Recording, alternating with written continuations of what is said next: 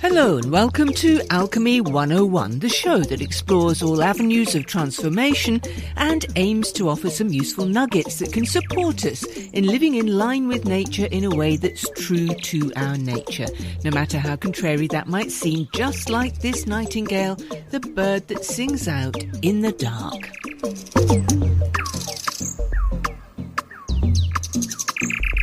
I'm JJ, the Practical Alchemist, and I'm so glad that you could join me today. How are you doing for time? Do you feel it's running away from you? That you never have the time to finish all those chores you have? Is the stress of meeting deadlines making you ill? Well, today's guest will hopefully help you change all of that. Vikki Louise is a business and time coach, the Feminist Time Coach, in fact. And later on, she'll explain exactly why she calls herself that. Her approach to time is pretty simple. Time doesn't need to be managed. It's the same every day. It's our brains that we need to manage. Now, she teaches women around the world how to take control of their working week and how to be as productive in a 15-hour week as in a 40-hour slog. That gives you 60% more time back in your life. Think of that. Vikki went from punishing 80-hour work weeks and battling burnout in the corporate world to working just 15 hours per week herself, all the while scaling her income. She now has a young baby and applies the same approach to home life as she does work. She hosts the Hack Your Time podcast, and I was delighted to interview her recently and find out more. My first question was pretty straightforward. First question, right? You talk about time hacking. What is that?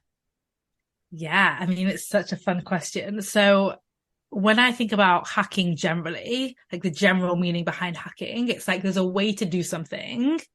And then hacking is like going in the back door, finding an alternative route that gets you there, I think, faster. So we think about like life hacks or time hacks. And so hacking time, how I teach it is it's the opposite of time management. Like if you want to optimize your time, don't do things that are going to take up time and take you away from results. For example, with traditional time management, we're taught to write down long lists, put those long lists in our calendar, color code them. And then when we've accidentally not done them all in a day because we've overestimated what we can do as humans, which is very common, just move them to tomorrow. And then we've got too much to do tomorrow and then move them to the next day. And we end up constantly behind, busy, stressed. So what I teach my clients is how to hack time. And with that, how do we optimize our mindset and how we're thinking? How do we optimize our decision making and how we are making decisions for the long term, not the short term? And how do we optimize our relationship with fear and failure so that we actually achieve more in a single day than most people do in a month? Well, that sounds great. I need to speak to you about that later, I think. But no, seriously, it sounds really interesting. And, if we could all do that, fantastic. But, in a sense, really, it is just about how we, in our own minds, decide that we're going to go about stuff, isn't it? Because time's just really a construct anyway, isn't it? I mean, yeah, it's even funny when you think about how different time zones were created. And across the US, they used to have like so many different time zones and all different times because people just decided what time of day it was. And it only became synchronized into the East Coast, the Pacific, because of trains. So exactly, time itself, what I think is we give time way too much credit and way too much responsibility when we say things like, oh, it was just right time, right place. It's like, no, you did something, you achieved something, Yes. not time. Yeah. And then with the responsibility side, we say like, oh, it's not the right time, or I don't have enough time. And what I teach my clients, what we work on in Time Hackers is, what if it's not time? What if we eliminate the T word completely? If it doesn't take time to heal all wounds or get over an ex or launch the business or scale to 6 figures, what does it take? Because many entrepreneurs, for example, will start a business today, but not all of them will reach the same milestones at the same time. So it's not time that produces the results. Yeah. I hear what you're saying. Absolutely. It is interesting, isn't it? Yeah, we do set a lot of store by time. Mm-hmm. So, and it occurs to me when you're talking about it doesn't take time for things to happen. It's what you do. And I'm thinking about healing, for instance. Now, people say, oh, time heals. Well, no, time isn't actually the thing that does the healing, because some people can heal in an instant. And we've seen that. We've seen examples of that. So, look at what's behind that, what's actually being done. Yes. To cause the effect. Yeah. Yeah. And like you said, sometimes we're not actively doing the thing to do the healing. Or I think about, as you know, I had a baby and he came out at 8 months, not 9 months. Right. So whatever was cooking, whatever in my body, I didn't do a thing to make him come. I wasn't like magic. I want him to come out today. To be honest, I probably would have preferred him in for a bit longer, but it was how it was. And he came out at 8 months. He was ready. There were things happening in my body that I didn't understand, but it wasn't the passing of time. Otherwise, we would say, this is the day that you're going to have the baby. And that would be the day that we had the baby. And that probably happens. I don't know the stats, but I would be amazed if it happened more than 10% of the time. Well, I was going to say, I don't know the figures either, but, we're told that our gestation period is 9 months and we hold to that so dearly. But how many women have I heard over the years talking about how the baby did not arrive on the due date, but we set so much store by the due date, don't we? Yes. And we do exactly the same thing in work and in our offices, because we've developed from what I call the factory mindset. When we think about, I'm from, near Lancashire, and, a lot of like the cotton mills, for example, and we used to clock in and clock out and we were paid by our hours worked. That was how you managed a huge, staff of factory workers, which, most of us are not anymore. Most people listening to this are not anymore, but we still think in terms of hours. How long, how much is this? Well, how long is it going to take? Instead of how much is this? Well, what's the value of that thing? Yeah. And we still talk about 8-hour days as well, don't we? That sort of thing. And, 30, whatever it is, hour weeks. 40. 40 hour. Yeah. 40 something hour. Yeah.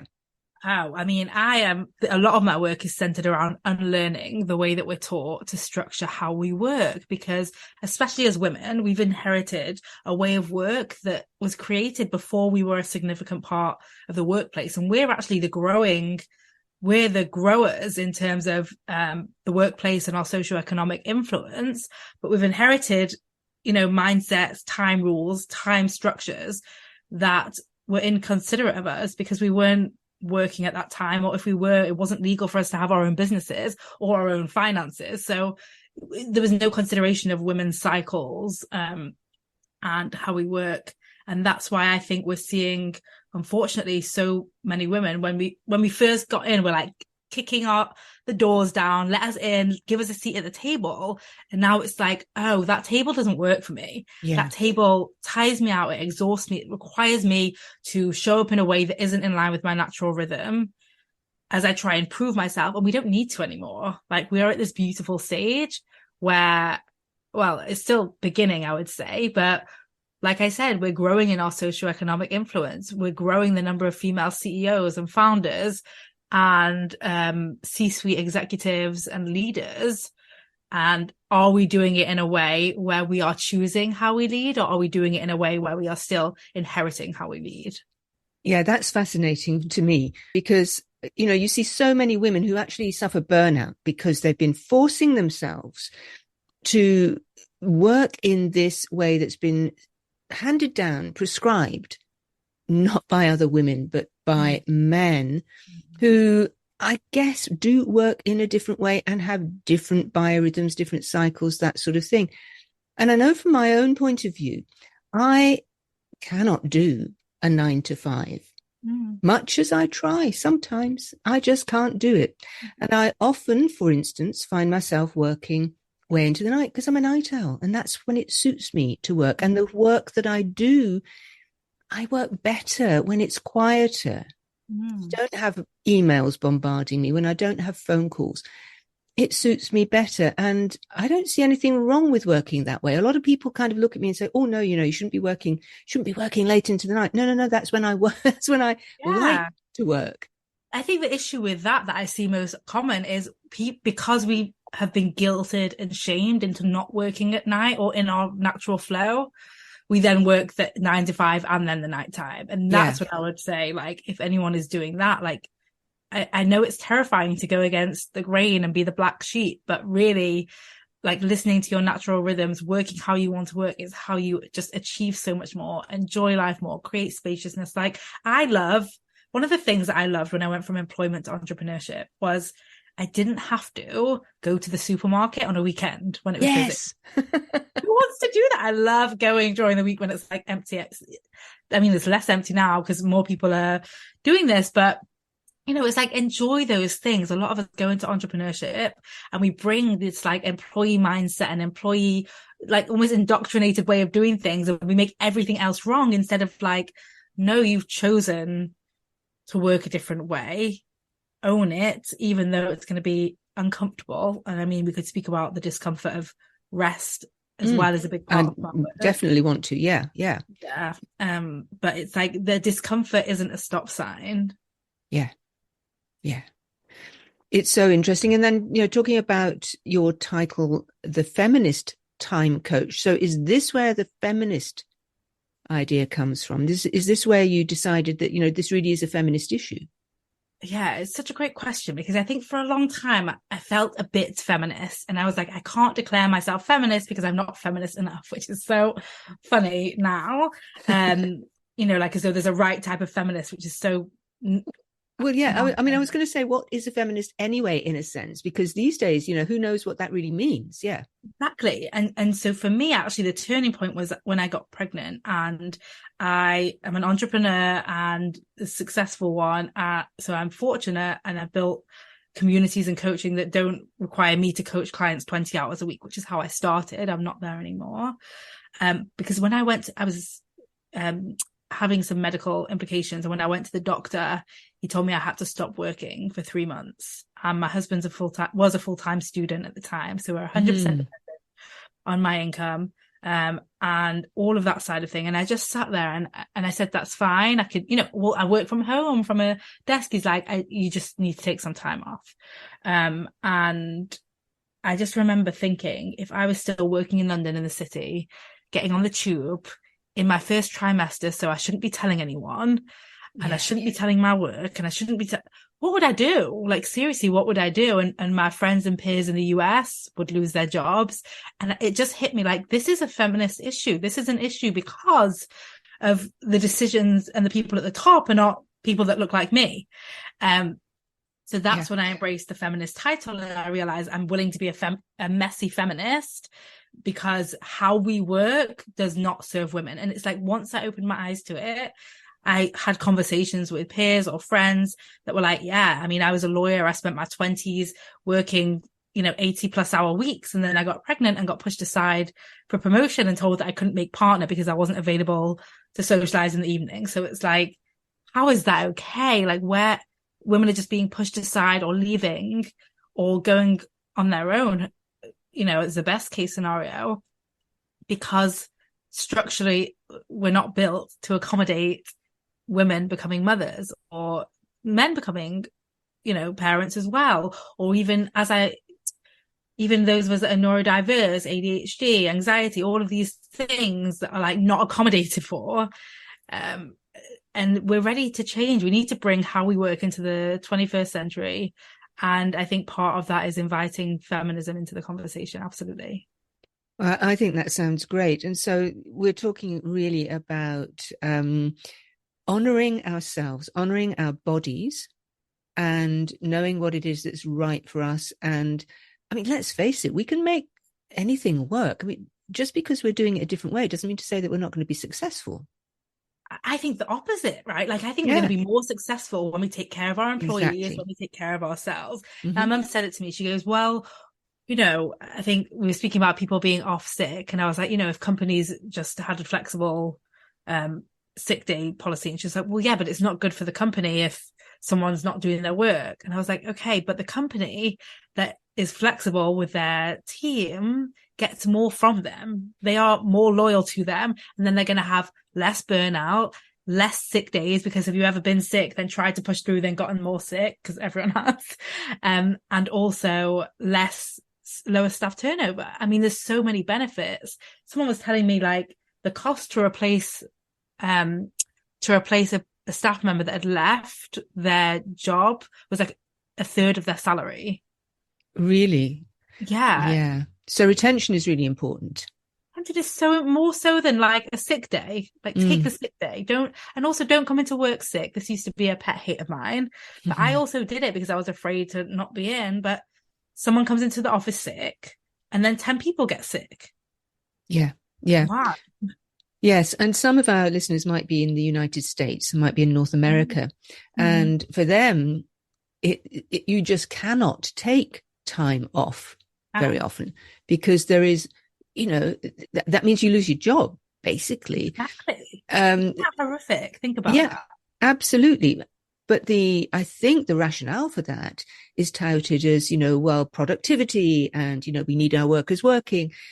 But more if you look hours at equals more work. More hours. Yeah, exactly. More hours equals more work. But if you look at the stats, I think it's plain to see that we don't suffer in terms of productivity by giving people holidays, sick days, time off when they need it. I mean, standing ovation over here. Absolutely. The data actually shows the complete opposite. Yeah. I mean, if we think about even like our brain and our creativity as a muscle, just like our physical body, when you are in the gym, it's known you do reps and then breaks, and it's known that the muscles actually build during the rest periods, right? You're not doing your legs every single day when you're working out in the gym. Yeah. It's not productive. So it's the same thing for us. We aren't productive by going. But it's very scary to not do what everyone else around you is doing. It's very scary for the leaders at these organizations to be the ones to say, actually, this isn't working for us. We're going to slow down. We're going to take care of our employees, and we're going to prioritize rest and health and, people having balance outside of work, and not just gunning for all the hours, because you're looking around you and everyone else is still doing that. Yeah, still doing all of that and becoming incredibly stressed in the process. Well, it's time for us to take a break from this interview now. We'll be back with more from Vikki Louise right after this from our sponsors. UK Health Radio, the station that makes you feel good.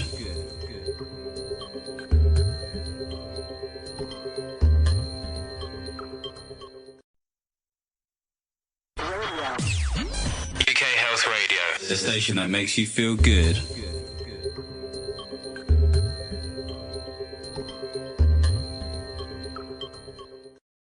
And you're listening to Alchemy 101 here on UK Health Radio with me, JJ, the Practical Alchemist, and my guest, Vikki Louise, the Feminist Time Coach.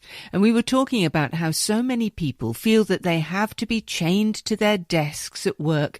But it's really hard for workers to do any different when employers have so many ways of monitoring them. I mean, some apps even show bosses when you're at your computer. I know, it's like, how did we break so much trust? I think about this all the time, because all the monitoring and the checking in and the time sheets, because a lot of companies still operate that way, like you say, especially with flexible work. It's like the opposite of trust. Like, how did we end up growing organizations without prioritizing a culture of trust? And what does it cost us? Thinking about productivity, what does it cost us? Because I can tell you, I'm just going to admit this, I'm not proud of it, but when I was in my early 20s, I was working in finance, and it was very important to be seen there till later in the day. FaceTime was not an app on your phone. It was in the office. And I would sit at my desk scrolling the Daily Mail website, just like, I better just be here. Better to be here than not be here, versus like, doing something enjoyable that probably would have motivated me more or connected me more. Or maybe I would have met someone and had an interesting conversation. Who knows? It could have led to more benefits for the company, because I was trained to think that me being seen in that desk was the best thing for my career. Yeah. Yeah. And, as you've said before, that's very much almost a male paradigm. Our working situation has to change. Those old structures are falling away, but it's almost like we're in a transition period. Yes. And so then the question is, how do we straddle that transition period? What are the things that we can do? Because it's we can't say to anybody, how dare we say to anybody, right, stop working that way, start working that way, when you know that, that's going to be a big problem. Yes. Well, I think it's about, leadership and looking to our leaders. I think everything stems from the top. And, for example, my Time Hackers program is traditionally it's like 80% employees. And we just announced yesterday, it went live in the press that we're going into organizations and helping them. So is that entire thing. And we saw it as well with companies wanting the 4-day work week. You can't just take a day off employees and expect to change anything. Yeah. Right? Because all they end up doing then is working longer the rest of the days and feeling more stressed. I used to work for a French bank as well, and they have like way more holiday days there. But my peers there were like, no, it's really stressful when I'm working because I need to get all my work done in less time. And what we need to be thinking, instead of just cutting hours or chopping and changing days or making decisions and forcing our employees into a box, is how do we support them through that process? Yeah. How do we train them to think differently, to stop thinking that time equals results, to stop thinking that we just want more hours from them, to stop thinking that productivity has to come from this toxic place and this sacrifice of health? Like, how do we create trust between us and our employees and, shifting those cultures? And I do think it is about education and collaboration and conversation. Yeah, and that's part of the work that you're doing right now. You're doing that work and trying to instill this new system of values into businesses so that we can be a far healthier and far more productive in a good way. Not just churning stuff out, but being really creative. Yeah. And let's not just look at business, because this kind of thing affects us all, doesn't it? I mean, you've just had a baby. Yes, I was just going to say, one of my clients, I said it to her, like, if results don't take time, then you don't have to feel bad for not spending every minute with your baby when you aren't working, because that's another way it shows up, exactly as you said. It's like, I must spend all my time with my baby, and then women are starved of time for themselves, and maybe other people as well, but I can speak to what I've seen in my clients and myself, is like, we just give our time out to everyone else and we genuinely don't have time for ourselves, versus like, I think there's a study that like 9 to 12 minutes of like focus, time with you and your baby without the phone, without any distractions, like playing and interacting, like it's what they need to feel connection to you, instead of I must be available for them for the 17 hours while on my phone, while doing the washing, while doing the laundry, while, and they're just like, there as an afterthought. I don't have the time to properly give to them because I'm doing all the other things. And that's one of the big things that I will say is, this idea of multitasking and multi-doing, and we've got multi-roles. And the idea, a lot of people think time hacking is doing everything all at once. So like, one of my friends, when I started, bless him, said, I time hack because I have like 3 screens in front of me at work. I'm like, that's the opposite of what I'm saying. Thank you. I love that. It had to be a man who said that, right? Sorry, men who are listening. We love you, but there are differences in the way we approach things. Yeah. It is about taking the time. See, even the language, taking the time. Right. It's really interesting how we approach it, isn't it? So, when you say you're a mother, you've got children, what would you suggest instead of, really making yourself, almost sick by trying to do a million things at once and look after the baby or the children? What are the things that you would suggest to a mother? Yes. Or even a new mother, as you are, in terms of, how do you cope with that? Yeah. One of the biggest things that has come up countless times with working with mums is this idea that we have to, like, I have to do the laundry, I have to play with my baby, I have to respond to emails, I have to get the blinds changed, I have to. Just reframing that away from like, this is what you're choosing to do, because some people don't play with their babies, some people don't get the blinds changed, some people don't respond to emails, and just owning that we are powerful instead of we disempower ourselves by using that have to or need to language. So that is one thing that I would share that everyone can just apply. Like, why are you choosing to do that? Why are you choosing to spend time with your kid? Why are you choosing to do that work? Why are you choosing to do the laundry? I actually saw, this is too much, but I saw on Instagram, I think, someone sharing that this experiment where they didn't wash their jeans for 10 months. Ooh. And the bacteria on it at the end was like tiny. So it was like, I'm not saying don't wash your baby's clothes. I'm not saying that, but but listen, I've seen similar things. I've seen people wearing the same woolen, because wool's a natural fiber, which is naturally resistant to all the, bacteria and stuff like that. Without washing for, I don't know how many days, just every day and it's fine. It's fine. I mean, I'll tell you, if my baby doesn't spit up or whatever, we put him in the same outfit for 2 days. Of course.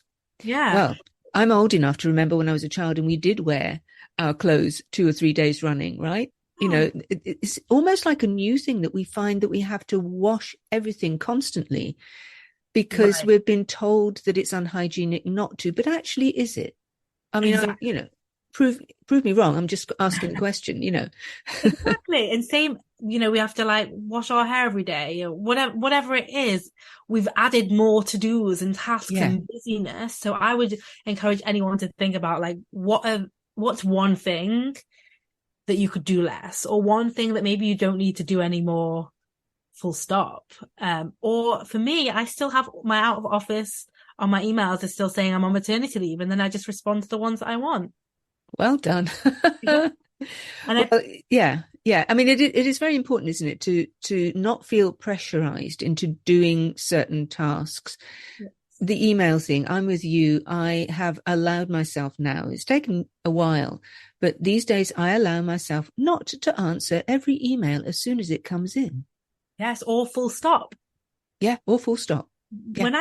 When I get like, because my emails public, I guess, in certain places, when I get cold pictures or whatever, I used to respond, no, now I just spam them. I'm like, no harm, like spam. I'm not asked for this email. I don't want it to come again. I'm not replying and explaining, which I think is like a very learned thing as women. Like, I just want to explain. I don't want anyone to feel bad. And now I'm like, they're not going to feel bad. They've probably sent that to 1,000 people. They're not even going to know. Exactly so. And I've had to stop myself recently as well, doing that very thing, right? Yeah. Sort of, replying, saying, no, thank you. That's not, no, just leave it. Yeah. Don't stop wasting your time here. Yes. Yes. Let's speak about wasting time. Yeah, okay, good. Because that for me is the entry point in my work. I have an opt-in on my homepage, like 4 steps to stop wasting time. And a lot of what people speak about when it comes to not wasting time is planning the night before, writing down the list, like waking up at 5 a.m. to get an extra hour in the day. All these things that aren't feasible for all of us, aren't working for many of us, and are actually giving us another job to do. Managing time should not be your job title, like under your job description. Yeah. Whereas what I teach, and I won't go too into all of it, but the biggest time wasters actually is the time we spend putting ourselves down, or the time we spend worrying what people think, or the time we spend thinking about what we should have done differently yesterday when we can't actually do anything differently about it. And it's like, what did I say the other day? Like, it's not our phones and our kids that are the biggest distractions. It's our fears and our worries and our doubts. Right? Like, time management is actually mind management. It's emotional management. That's what we need to be working on. Oh, that is so interesting. And it takes me back again, going back into the business world. You have people who start up businesses, entrepreneurs, right? And some of them really do very well. Some of them don't. We've all got the same amount of time. Yes. So what is the difference between the successful and the not so successful? Yeah. Is it that, they've just built a stronger team around them, and, they've got better access to whatever? Or is it the fact that they just are very clear, don't waste their time on thinking of the whys and what fors and can I or can't I's, and they just go for it? Yeah, I think you're right in that access can be a play for sure. But I also think I mean, I'll tell you, we closed the business before the coaching business, and we should have closed it a long time before. But the problem is, I will put myself in rooms and apply for things that I have no business applying for. And we ended up in these rooms. Me and my husband did it together, and it was a tech company, but neither of us are techie. I mean, it was an events tech company. Anyway, we had 300, 400 events over 18 months across 2 countries, which was amazing. But I was working 80-hour weeks. Yeah. You know, we were overworking to make it happen because I was willing to do it all. And so I think, again, we ended up closing. It wasn't sustainable. I remember walking with them and saying, like, I'm so miserable. I'm so close. I'm so unhappy in my own life, but I love the business. But it came at this sacrifice. So I think there's like the willingness to do what other people won't, the willingness to ask the question, the willingness to hear the no's and to take the feedback, to take the learnings. But I think the reason why that business didn't succeed and ultimately we closed it was because there wasn't a willingness to rest. There wasn't a willingness to let go. There wasn't a willingness to trust. There wasn't a willingness to take care of myself as a CEO, as an asset to the business. So I think the reason we succeed is those 2 things. Are you willing to face discomfort, and are you willing to balance that by creating comfort as well? Yeah. Oh, that's beautifully put, I think. Yeah. Are you willing to face discomfort, and are you willing to rest to balance that? Beautifully put. And I spoke to somebody, interviewed somebody recently who was saying something similar as well about, you know, the successful business person.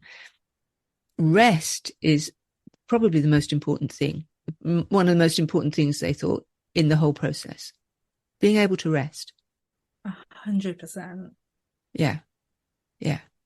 I mean, it's unfortunately one of the most difficult things. I did something called Rest Week last year. Maybe I'll do it at the end of this year as well, where I taught people how to rest. And again, it was like so much guilt came up, so much shame came up, so many shoulds came up. I call it like a productivity detox. It's like you're purging all these unhelpful, indoctrinated, like, I don't want to say just capitalist, but, you know, societal learnings that we've taken on, that the longer you work, the better you are. And hard work means long work, and hard work is morally superior.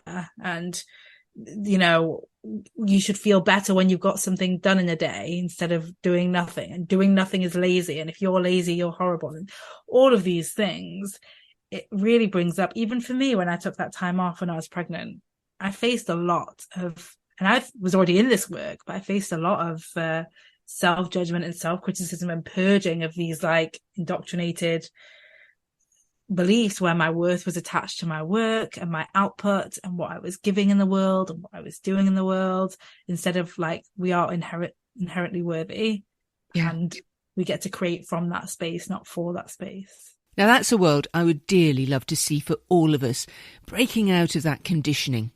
For now, though, it's time for another commercial break to hear from our sponsors. Back with Vikki right after this. UK Health Radio, the station that makes you feel good.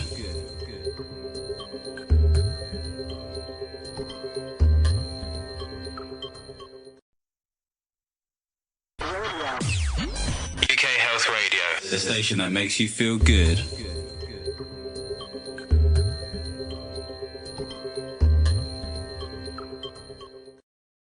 And you're listening to Alchemy 101 here on UK Health Radio, and we pick up my conversation with Vikki Louise on how the concept of having to be busy all the time doesn't just affect people at work or in business. And I'm thinking again of women who are maybe not in the workplace, right?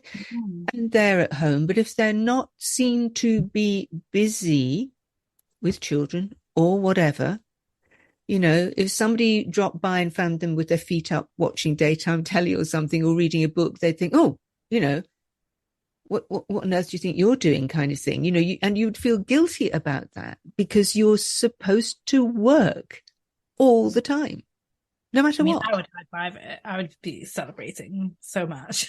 We need more of that. And that's it exactly. We need brave women to do it, even though it feels bad, so the next generation doesn't feel bad about it. Yes. That's exactly it. And that was for me what made it easier was like, this feels terrible. And I don't want any future women to feel terrible for not working, in this situation or in any situation. So I'm going to not only do it and feel bad doing it, I'm going to be public about it. And I was quite public about like my undoing and my unlearning of doing is better and doing nothing. I spent 3 weeks basically in bed, terrified about moving my body because of what was going on with the baby. Right. Yeah. And like, it felt very uncomfortable, but and now I have a healthy baby. So isn't that amazing? Correct. Yes, absolutely. There should be no guilt around that at all. But we are so conditioned. And it's like you say, no matter what we're doing, if we're busy, we have to balance that with rest. And also, I think we need to, you may not agree with me, but I think we need to get out of this idea that everything has to be done at a certain time. 1,000,000%. 1,000,000%. Bless. Yeah, because as long as it gets done in a timely fashion, who cares whether it why put constraints on these things? Yeah.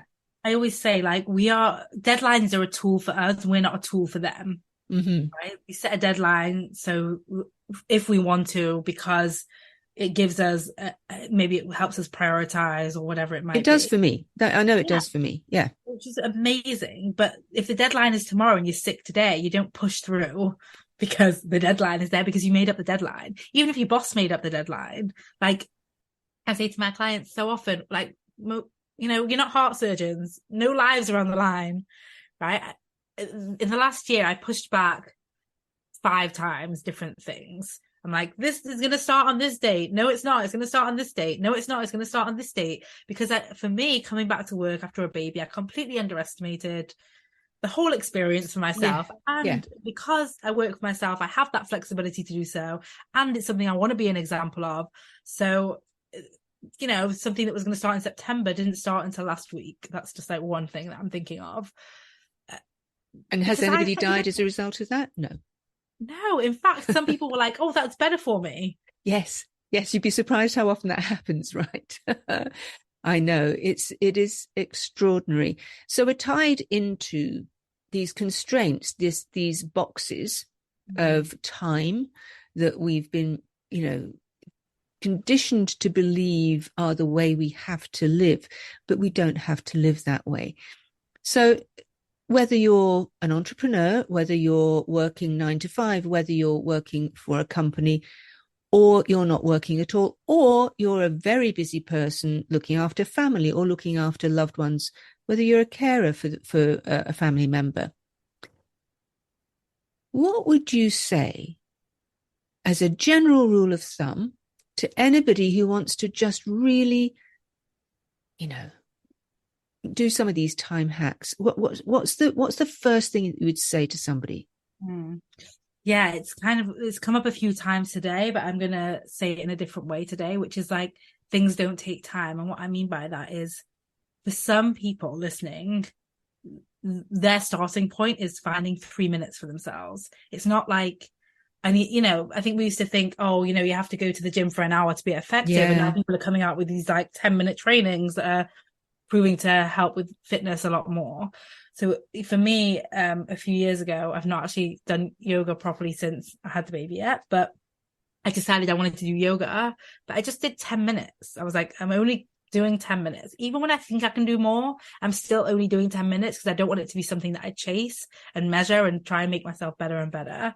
And it meant it was super easy to always do it. Like, even if it was like, oh shit, it's 3 o'clock and I haven't done it, I could still find the time to do it. So I really recommend, for some people, it might be the thing that you can do for you is like have a cup of coffee and just like sit with it and just enjoy it without your phone, without any distractions. For someone else, it might be like put on one song that you love, a song that you love, and just connect to your body and like, in that way that it moves a little bit without you really trying. Like, rest doesn't mean sleep all the time. It's how I define rest is when you are not resisting the moment you are in. That's why so many things can be restful, but when we are busy and swamped and behind, nothing is restful. So pick one thing. What's one thing that you can get behind, not resisting and maybe enjoying, and let it just be for a few minutes. I think the song one is the easiest one that I would recommend for people to start with, because it's so fun. It really is, to just listen to one song that you enjoy, close your eyes and just like feel it.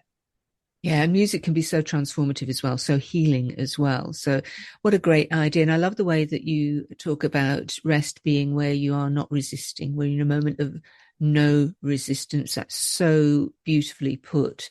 And it doesn't mean that we have to sleep all the time. A power nap in the afternoon might be your thing, but it doesn't have to be that. Yeah, I mean, I love naps. I love bed. I will hang out there. I will work from there.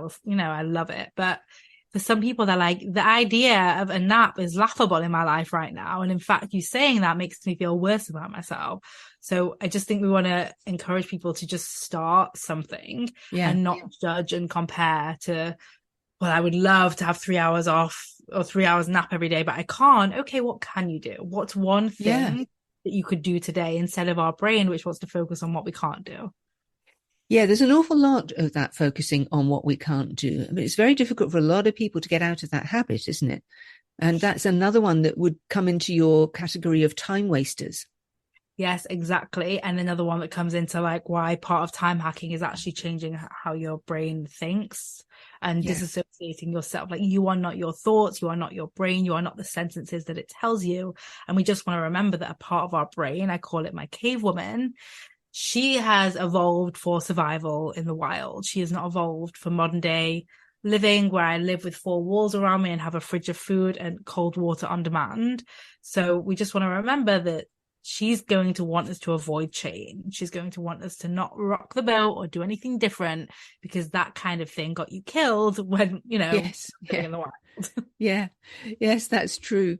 But I have to say that I have suffered from all of these things that we've talked about in the past. But in my ripe old age, I'm gradually getting to the point where I am listening to my body. I am taking rest, just taking time out. I do not pay attention to what other people expect in terms of when I should be working or what I should be doing. I've gone past all of that. Maybe that's the benefit of old age. I don't know. But I just want to be careful there that you're not giving time as an age to credit. Well done. Well spotted. Yeah, well spotted there. And actually, this is from somebody who says age doesn't mean anything. We don't, it's got nothing to do with anything. You don't even talk to me about how old I am. I don't feel it. I don't act like it. I don't think so. It's irrelevant to me in a sense, but I do fall into that trap sometimes of using those phrases. Yeah. Well spotted. It's just exactly, that's what I would say to everyone, is we are just repeating phrases that we've been told. That's why it's so powerful, I think, to get in rooms or have conversations with people that are thinking how you want to think on purpose. Like I read something the other day that said your self-beliefs, those limiting beliefs, they're not yours. They're your parents, they're your peers, they're your partners. And it's just acknowledging that we repeat sentences. One of the things I said to my clients was, there's a phrase about a cart and buggy. I can't, like, fell off the car or fell off the buggy. I can't remember what it is, but we don't use a cart and buggy anymore. No. So why do we use that phrase? Just because it's been passed down. So putting the cart before the horse. Yes. There you go. So, but why do we still use it? Yeah. Because it's been passed down. We don't even mean it. We don't even not tie into what it means. So it's the same thing sometimes with this, like, well, it's because of old age, or because, I've been doing this a long time, or whatever people want to say around time. It's not true. It's just the explanation, the surface level explanation that we've been told to believe. Yeah. Yes. And whose life are you living anyway? Are you living your own life? You're living somebody else's life. Yes. Yeah. So, think about that as well. There's so many really, I thought, really useful and interesting and really fascinating insights that you've given us today, Vikki. I'd love you to tell everybody where they can find out more about you. Are you running any courses? Are you running any workshops and that sort of thing in the near future? Do tell us. Yes, Time Hackers is actually always open, so you can find out more about that at vikkilouise.com/time-hackers. And also you might want to start with stop wasting time, because time lost is expensive to get back. So if we can stop wasting time, that's a great place to start. You can do that at vikkilouise.com/guide. I also am on Instagram at Feminist Time Coach, and I have a podcast called Feminist Time, Productivity and Rest. Lovely. All good things. Yeah. And I think, if we can start to spread the word and show people how it can be done, and can be done so much more gracefully, creatively, and successfully, how we can live a much happier, more abundant, successful, creative life if we just get out of the box, get out of the time box. Yes, because if, like, as you and what you said earlier, it's like we have this like one wild and wonderful life, and what is it made up of? Time. Like, let's enjoy our time. Let's not let it be taken from, the mindset that busy is better, or the mindset that we are here to be productive and die, and the mindset that rest is lazy, and all of that stuff. I really encourage everyone listening to just really think like, it's your life, it's your time. It's the most precious commodity we have. And when things don't take time, you'll be amazed at what you are able to do, instead of saying, the time has passed for me, I'm too late to do this thing, or I'm too busy to do this thing. Like, what if you could do what you really wanted in this life? Well, I'll certainly be taking a lot of that advice on board, I have to say, and minding my language from now on a lot more than I already do, and noticing when I start using these time phrases, and just, stopping myself and checking, what does that really mean? What am I really saying here?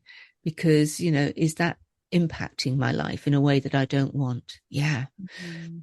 I'm so pleased that you joined us today. Thank you so much. Enjoy your baby and rest times with your baby. It sounds like you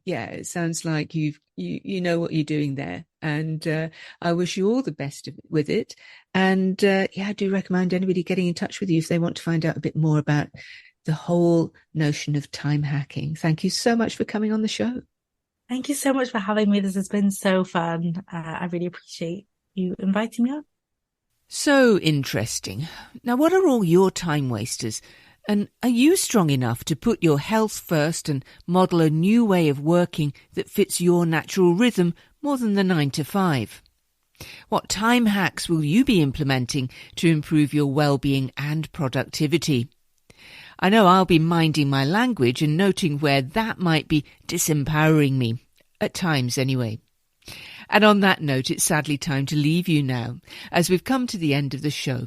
I hope you'll join me again here on Alchemy 101 and UK Health Radio for more inspirational guests. Remember, we're on the world's favourite podcast channels now too. So if you're listening to the podcast and you like what you hear, do subscribe and share this episode, and it would be amazing if you could leave a review. It not only helps us, but hopefully others who might find the information useful. You can also download this show from the Alchemy 101 page at ukhealthradio.com. And why not check out our sister publication, Health Triangle Magazine, while you're on the website too. I look forward to being with you again here soon, but until that next time, it's goodbye from me and that nightingale.